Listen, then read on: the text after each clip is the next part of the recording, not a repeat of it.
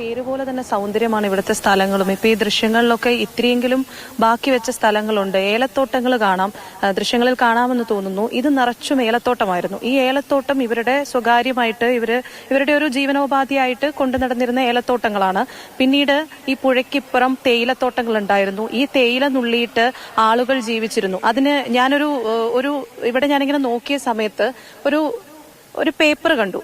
Paper കണ്ടതില് Wayanad ജില്ലാ സഹകരണ ബാങ്കിന്റെ അവിടുന്ന് കിട്ടിയ ഇതിൽ അവശേഷിച്ച ഒരു സാധനമാണ്. അപ്പൊ ഞാനിങ്ങനെ തുറന്നു നോക്കുമായിരുന്നു. അതായത് തേയില നുള്ളി ജീവിച്ച ആളുകൾ കൂട്ടിവെച്ചുണ്ടാക്കിയ സമ്പാദ്യമാണ് അതിനകത്ത് എഴുതിയിട്ടുണ്ട്. കുറച്ച് നാളുകൾ കൊണ്ട് അവരുണ്ടാക്കിയതാണ്. 12,836 രൂപ. 12,836 രൂപ തേയില മാത്രം നുള്ളി ഉണ്ടാക്കിയതാണ്.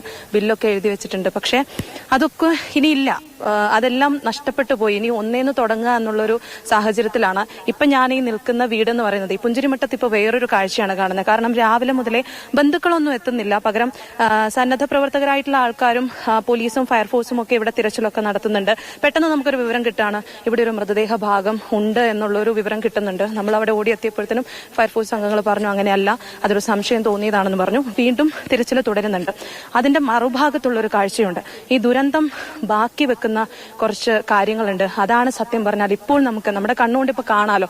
അതുകൊണ്ട് അത് കണ്ടു നിൽക്കാൻ പറ്റാത്തൊരു സാഹചര്യമാണ്. ആളുകള് ദുരന്തം കഴിഞ്ഞ് 13ാമത്തെ ദിവസം അവരുടെ വീടുകളിലേക്ക് എത്തുകയാണ്. ഇത് ഇവിടെ ഉണ്ടായിരുന്നത് ഒരു പ്രായമായ ഒരു അമ്മയും അച്ഛനും മാത്രമാണ്. അവരുടെ 2 പെൺമക്കളും ഒരാൺകുട്ടിയാണ്. അപ്പൊ ഈ 2 പെൺമക്കളും മേപ്പാടിയിലാണ് താമസിച്ചുകൊണ്ടിരുന്നത്. അപ്പൊ ഈ ഉരുള് പൊട്ടുന്ന ദിവസം രാവിലെ ഇവരിവിടെ തന്നെ ഉണ്ട്. അപ്പൊ ആ സമയത്താണ് ഇവിടെ കുഞ്ഞു മക്കളുള്ളത് കൊണ്ട് അവരെ നോക്കണം, ഇവർക്ക് ജോലിക്ക് പോകേണ്ടതുകൊണ്ട് മക്കളെ നോക്കാൻ വേണ്ടി വരുമോ എന്ന് ചോദിച്ചിട്ടാണ് ആ അച്ഛനും അമ്മയും അങ്ങോട്ട് പോയത്. അതുകൊണ്ട് അവരിപ്പോഴും സുരക്ഷിതമായി തന്നെ മേപ്പാടിയിലുണ്ട്. ഇവര് വന്നു. ഇവരുണ്ടാക്കിയ വീട് വർഷങ്ങൾ കൊണ്ട് ഈ തേയിലനുള്ളി എസ്റ്റേറ്റിലെ പണിയെടുത്തുണ്ടാക്കിയ വീടാണ്. കുറെ കാലം ഇങ്ങനെ ഉറുമ്പൊക്കെ അരിമണി കൂട്ടി വെക്കാൻ നമ്മൾ പറയുമല്ലോ, അങ്ങനെ കൂട്ടിവെച്ചുണ്ടാക്കി മക്കളെ പഠിപ്പിച്ചു. പക്ഷെ അവസാനം അവരുടെ വീട് അവർക്ക് സ്വന്തമല്ലാതാകുന്ന ഒരു സാഹചര്യത്തിലേക്ക് വന്നു. ഇതുപോലുള്ള ഒത്തിരി കാഴ്ചകളുണ്ട്. ഇവിടെ എല്ലാവരും വീണ്ടും വന്നതാണ്. വെള്ളാർമല സ്കൂളിൽ നമ്മൾ കണ്ട വെള്ളാർമല സ്കൂളിൽ പഠിച്ചുകൊണ്ടിരുന്ന കുഞ്ഞൊക്കെ ഉണ്ട്. ഇപ്പൊ അവർക്ക് സ്കൂളില്ല, അവർക്ക് പഠിക്കാനുള്ള സ്കൂളില്ല. അവരൊക്കെ ചെറിയ ക്ലാസ്സിലാണ് പഠിക്കുന്നത്. അപ്പം അവർക്ക് എന്താ സംഭവിച്ചെന്നുള്ളത് ശരിക്കും പറഞ്ഞാൽ മനസ്സിലായിട്ടില്ല. പക്ഷെ അവർക്ക് ഒരു കാര്യം അറിയാം, ഇവർ ഈ താമസിക്കുന്ന വീട് പഴയ പോലെയല്ല, ഈ സ്ഥലം പഴയ പോലെയല്ല. ഇനി അങ്ങനെ ആകുമെന്നുള്ളത് ഇവർക്ക് അറിഞ്ഞൂടാ. കാരണം ഈ തൊട്ടടുത്ത വീടുകളൊക്കെ ഉണ്ടല്ലോ, ഈ വീടുകളിലൊക്കെയുള്ള ആളുകൾ മേപ്പാടി ക്യാമ്പിലും ഒക്കെയാണ്. ഇങ്ങനെ മക്കളൊക്കെ വേറെ സ്ഥലത്ത് താമസിച്ചിരുന്നിടത്ത് അച്ഛനും അമ്മേനെയൊക്കെ കൊണ്ടുപോയിട്ടുണ്ട്. ആ അച്ഛനും അമ്മയും വരുമെന്ന് പറഞ്ഞു. അപ്പൊ നമ്മള് അവരൊന്ന് കാണാലോ എന്ന് വിചാരിച്ചിങ്ങനെ ഇവിടെ നിന്നതാണ്. അപ്പൊ സംസാരിച്ചപ്പോഴാണ് അറിഞ്ഞത് ഇതിന് മുകളിലൊക്കെ ഒരുപാട് വീടുകൾ ഉണ്ടായിട്ട് ഇവിടെ ഒരു കാടുണ്ട്. അപ്പൊ ഈ അവിടെ കൂടി ഉരുൾപൊട്ടൽ വരുന്ന സമയത്ത് ഇവർ ഈ കാട് താണ്ടി ഇവിടെ ഈ വീടിന്റെ സിറ്റ് ഔട്ടിലിരുന്ന് രക്ഷപ്പെട്ട ആളുകളുണ്ട്. അന്ന് ഈ വീട്ടുകാർ ഇവിടെ ഇല്ല. മുന്നിലൂടെ ടാറിട്ട റോഡായിരുന്നു. പക്ഷെ ഇപ്പൊ ചെളിക്കുളമാണ്. ഇങ്ങനെയുള്ള അവസ്ഥകളാണ്. ശരിക്കും പറഞ്ഞിട്ടുണ്ടെങ്കിൽ പുഞ്ചിരിമട്ടം എന്ന് പറഞ്ഞിട്ടുണ്ടെങ്കിൽ അതിനൊരു രസമുള്ള ഒരു പേരെന്ന് പറഞ്ഞാൽ നമ്മൾ ഇവിടെ വന്നപ്പോഴാണ് നമുക്ക് മനസ്സിലായി, നമ്മൾ ഇവിടെ നിന്ന് ചിരിച്ചാൽ പോലും ഈ കാടും ഒക്കെ ആയതുകൊണ്ട് തന്നെ അപ്പുറത്തേക്ക് നല്ല അട്ടഹാസമായിരിക്കും. അപ്പൊ അപ്പുറമുള്ള ആളുകളെ സന്തോഷത്തോടെ ഇങ്ങോട്ട് ചിരിക്കും, സംസാരിക്കുകയൊക്കെ ചെയ്യും. പക്ഷേ ഇനി ഇവിടെ നിന്ന് ചിരിച്ചാൽ അപ്പുറം അട്ടഹസിക്കാൻ ആളുകളില്ല എന്നുള്ളൊരു യാഥാർത്ഥ്യം ഇവിടുത്തെ ആളുകൾക്ക് അറിയാം. അതുകൊണ്ട് തന്നെയാണ് ഈ തിരച്ചിലിന് നമ്മൾ വിചാരിച്ചു വ്യാപകമായ തിരച്ചിലുണ്ട്, അപ്പൊ ഈ തിരച്ചിലിന്റെ സമയത്ത് ആളുകൾ ക്യാമ്പിൽ നിന്ന് വരും എന്നുള്ളത്. പക്ഷെ പോലീസൊക്കെ പറഞ്ഞു നിങ്ങൾക്ക് പോകണമെങ്കിൽ പോകാം എന്നുള്ള അവരോട് അങ്ങനെ പറഞ്ഞു. പക്ഷെ ഒരു മനുഷ്യര് പോലും ഇവിടെ വന്നില്ല. കഴിഞ്ഞ ദിവസം നമ്മളോട് സംസാരിക്കാൻ തയ്യാറാകുമോ? അതായത് ഞാന് വീടിനുള്ളിലേക്ക് കയറണ്ടെന്ന് വെച്ചിട്ടാണ്. കാരണം അവരിപ്പോഴും വെള്ളാർമല സ്കൂളിൽ പഠിപ്പിച്ചുകൊണ്ടിരുന്ന ഒരു ടീച്ചറുടെ വീടാണ്. ഇവരെ 2 പെൺകുട്ടികളുണ്ടെന്ന് പറഞ്ഞാൽ ഒരാള് ഒരു ടീച്ചറാണ് വെള്ളാർമല സ്കൂളിൽ.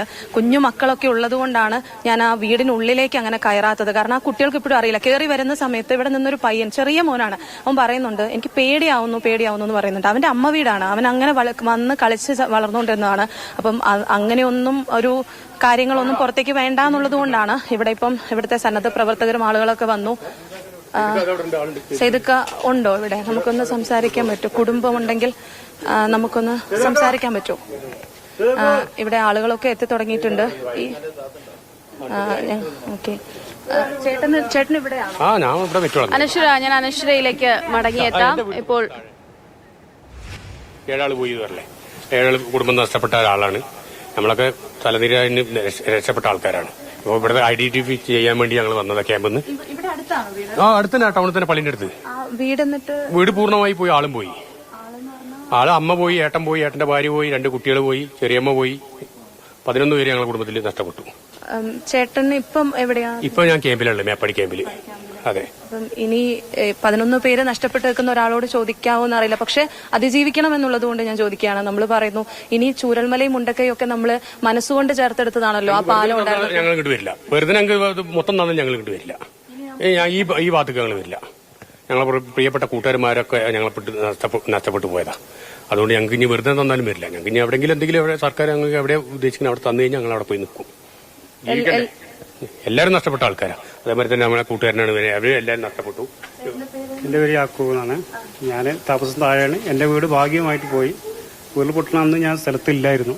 പക്ഷെ ഞാൻ കോയമ്പത്തൂരായിരുന്നു. അപ്പം ഞാൻ രാത്രിയാണ് വിവരം അറിഞ്ഞത്. തിരിച്ചു വന്നപ്പോഴേക്കും എന്റെ ഫാമിലിയിൽ പെട്ട ഒരു 10-21 ആൾ അങ്ങനെ മരിച്ചു പോയിട്ടുണ്ട്. അതായത് എന്റെ മാമന്റെ മക്കള് അങ്ങനെയൊക്കെ ആയിട്ട് ഒരുപാട് ആൾ മരിച്ചിട്ടുണ്ട്. പിന്നെ ഞങ്ങളുണ്ടെങ്കിൽ ഞങ്ങളും പോയിട്ടുണ്ടാവും. ഞങ്ങൾക്ക് ഈ നാട്ടിൽ വന്നിട്ട് ഇപ്പോൾ ഇവിടുത്തെ ഓരോ വീടുകളും ഞങ്ങൾ പൊതുപ്രവർത്തനം കൂടി നടത്തുന്ന ആളുകളായതുകൊണ്ട് ഇവിടുത്തെ ഓരോ വീടും വ്യക്തമായിട്ട് അറിയുന്ന ആളുകളാണ് ഞങ്ങൾ. പക്ഷെ ഞങ്ങൾക്ക് തന്നെ ഇവിടുത്തെ വീട് ഏതാണെന്ന് തിരിച്ചറിയാൻ പറ്റാത്തൊരു സാഹചര്യമാണ് ഉള്ളത്.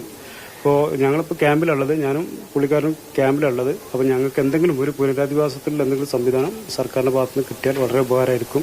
കാരണം ഞങ്ങളെ കുട്ടികളും അടങ്ങുന്നവരെല്ലാം മാനസികമായിട്ട് വളരെ പ്രയാസത്തിലുള്ളത്. അപ്പോൾ അതിലൊരു സംവിധാനം സർക്കാർ ചെയ്തു തന്നാൽ വളരെ ഉപകാരമായിരിക്കും. എന്തായാലും ഈ നാട്ടിലേക്ക് ഞങ്ങൾ എന്തായാലും ഇനി തിരിച്ചു വരുന്നില്ല. കാരണം ഞങ്ങളെ സുഹൃത്തുക്കളൊക്കെ ഞങ്ങൾക്ക് നഷ്ടപ്പെട്ടു. ഒരു അനുഭവം പഠിച്ചതാണ് 2019. ഞങ്ങൾ എന്നിട്ട് ഞങ്ങൾ പിന്നെ അത് ചെറുങ്ങനെ പൊട്ടി നമ്മുടെ സ്ഥലവും കാര്യങ്ങളും മർദായി പറഞ്ഞ പോലെ വീടൊക്കെ പോയി. പിന്നെ അവിടെ തന്നെ അവരെ താമസിപ്പിച്ചു. അവരിപ്പോ ആരുമില്ല. അന്നൊക്കെ അത് എന്തെങ്കിലും ഒരു കാര്യം കൊണ്ട് നീക്കി പാർപ്പിക്കുക എന്തെങ്കിലുമൊക്കെ ചെയ്തു കഴിഞ്ഞിട്ടുണ്ടെങ്കിൽ രക്ഷപ്പെടും.